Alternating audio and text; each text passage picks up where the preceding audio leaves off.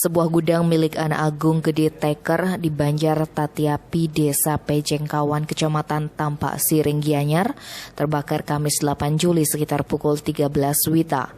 Informasi di lapangan menyebutkan peristiwa itu berawal dari suara ledakan yang didengar beberapa saksi di TKP. Kala itu saksi Mirah Wintari dan Agung Dalem sedang duduk di Bali Delot. Kedua saksi kemudian mendengar ledakan yang berasal dari gudang di sebelah barat laut rumah korban. Saat membuka pintu gudang, saksi melihat api sudah membesar. Saksi berlari keluar rumah untuk meminta tolong kepada warga sekitar dan menghubungi armada pemadam kebakaran Gianyar. Kapolsek Tampak Siring AKP Nilo Suardini membenarkan kejadian tersebut.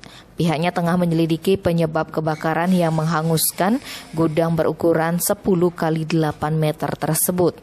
Untuk sementara penyebab kebakaran diduga karena arus pendek listrik.